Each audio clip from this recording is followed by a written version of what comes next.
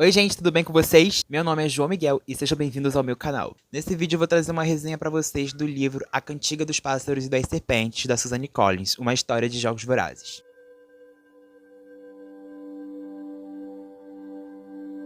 O livro A Cantiga dos Pássaros e das Serpentes é um prelúdio de jogos vorazes. Pra quem não sabe o que significa, prelúdio é a etapa inicial pro desenvolvimento de alguma coisa, de alguma história, etc. E a história desse livro se passa 60 anos antes da história do livro Jogos Vorazes, uma história que se passa 60 anos antes da história da Katniss. O livro nos conta a história do Coriolanus, que pra quem não sabe, o Coriolanus é o President Snow, maravilhoso. Só que não. Só que sim, só que não, não sei o termo pra chamar ele. Enfim, só posso dizer que ele é um personagem muito foda nessa história. O desenvolvimento dele é incrível, é sensacional a forma como você conhece ele, você vai acompanhando a história. Ele tá um personagem incrível nesse livro, incrível, incrível, incrível. Além do livro nos contar a história do Coriolanus, ele também conta uma boa parte da história da capital e conta sobre o desenvolvimento, o nascimento, o surgimento dos Jogos Vorazes. O livro também nos mostra o surgimento da música The Hanging Tree, a música que a Katniss canta no livro A Esperança. O livro começa com Coriolanus na capital, e é o dia da colheita para a 10ª edição dos Jogos Vorazes. E o Coriolanus precisa se preparar para uma grande oportunidade que é ser mentor de um dos tributos dos distritos. E o livro também nos mostra que o Coriolanus, por ele morar na capital, não significa que ele é rico, que ele tem condições. Não, ele é tão pobre quanto as pessoas que vivem nos distritos. Ele vive com a sua avó e com a sua prima Tigris. Eles estão passando por apertos e a chance dele de poder mudar isso, de resolver essa situação, é fazer com que o tributo do qual ele vai ser mentor seja o vencedor da 10ª edição dos Jogos Vorazes. Só que ele não teve tanta sorte assim.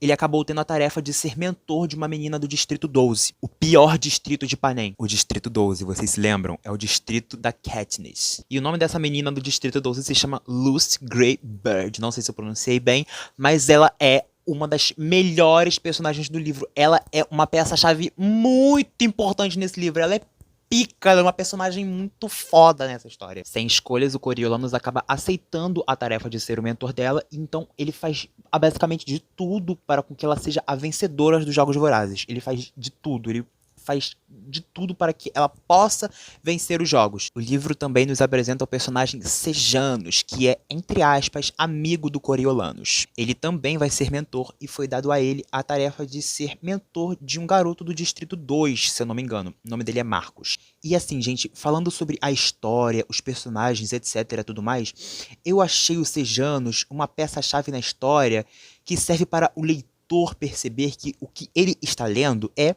doentio. Falando sério, gente, eu quase passei mal lendo isso. A minha saúde mental foi pra casa do cacete. Esse livro é um livro bem diferente da trilogia da Katniss. O estilo dele é bem diferente. Por mais que a história da Katniss também seja cruel, ela dá um entretenimento muito bacana. É uma aventura, é uma ficção, é uma distopia muito boa de ler. Agora, quem lê esse livro aqui procurando entretenimento vai se decepcionar bastante. Porque a pegada de A Cantiga dos Pássaros e das Serpentes é outra, é diferente de Jogos Vorazes. É diferente pra caralho. Eu lembro que na época do lançamento desse livro, eu comprei e eu li até a página 70, 74 por aí, e eu parei de ler.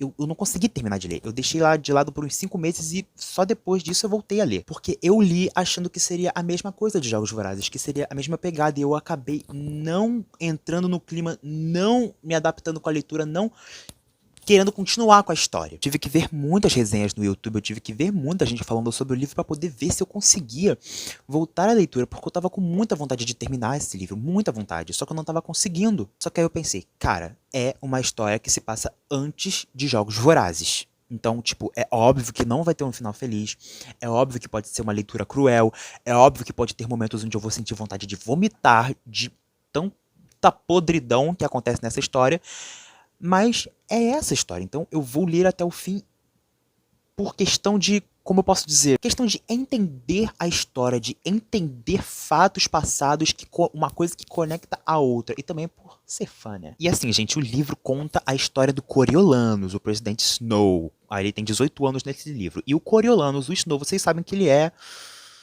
né? Sério, eu tive a sensação de que o livro queria passar pro leitor uma romantização dos Jogos Vorazes. Ele queria romantizar isso, uma coisa para poder fazer com que você não sinta pena das pessoas, que você entre na onda e seja tão podre quanto as pessoas que moram na capital, quanto quem tá no poder. Tinha momentos durante a leitura onde eu parava para pensar e ficava assim, cara, eu tô torcendo para que crianças sejam mortas da forma mais brutal possível. Que porra eu tô lendo? É aí que entra o Sejanus, que eu falo que o Sejanus é um personagem importante para a história. Por quê? Porque ele faz com que o leitor saiba que o que ele está lendo é doentio, não é normal. Ele faz com que o leitor perceba que o que ele está lendo, a história que ele está consumindo, é problemática, é doente. Porque o Sejanus é o tempo inteiro aquele personagem que é contra o que a capital faz com os distritos. Ele é aquele personagem que chama eles de monstros, que fala que não podem fazer isso com as crianças, etc. Ele dá essa chave, ele dá essa luz, ele acende essa lâmpada na nossa cabeça para saber que o que você está lendo não é normal. E eu dizendo isso, não estou falando que a história é ruim, que a história não é boa, a história é maravilhosa, a história é incrível. Porém, os fatos que acontecem nela são doentios. Os jogos vorazes, enfim, é problemático, entendeu? E eu não estou falando isso, o livro é problemático, a história é ruim, é um livro muito ruim. Não, eu estou falando que os fatos que acontecem dentro da história são doentios, são podres. A história de A Cantiga dos Pássaros e das Serpentes é uma história muito mais pro lado político e pro lado filosófico. Além de contar a história do Coriolanus, ele faz com que vários pontos dessa história se encaixem com as coisas que acontecem na trilogia da Katniss. Minha opinião sobre o livro é a seguinte: é uma história muito bem escrita, muito bem contada, muito bem elaborada, os personagens são incríveis, os pontos se encaixam perfeitamente com os fatos ocorridos em Jogos Vorazes. E a conclusão que eu cheguei é que A Cantiga dos Pássaros e das Serpentes não é um livro ruim, só é um livro bem diferente da trilogia de Jogos Vorazes e que tem uma pegada totalmente diferente. Se você quiser ler A Cantiga dos Pássaros e das Serpentes, eu só te digo uma coisa: prepare o seu psicológico. E eu quero também enaltecer a escrita da Suzanne Collins. Não só a escrita dela, como a forma como ela descreve todos os fatos ocorridos no livro. Para mim, a Suzanne Collins é a autora mais inteligente de todas. A Suzanne Collins, ela criou um universo, ela criou personagens, ela criou uma política, um governo, uma sociedade que, assim, caralho, é incrível. A escrita dela é muito poderosa. A forma como ela descreve todos os fatos é assustadoramente de outro planeta. Pra mim, é uma das melhores autoras de todos os tempos. Pra mim, ela é a autora mais inteligente e rica em detalhes possíveis. Suzanne Collins, por favor, vem pra Bienal do Livro no Rio de Janeiro. Por favor, seria o meu sonho te encontrar, te abraçar, me dar um autógrafo, tirar foto com você. Nossa, seria o meu sonho. Vem pro Rio, vem pro Brasil, Suzanne, por favor, vem.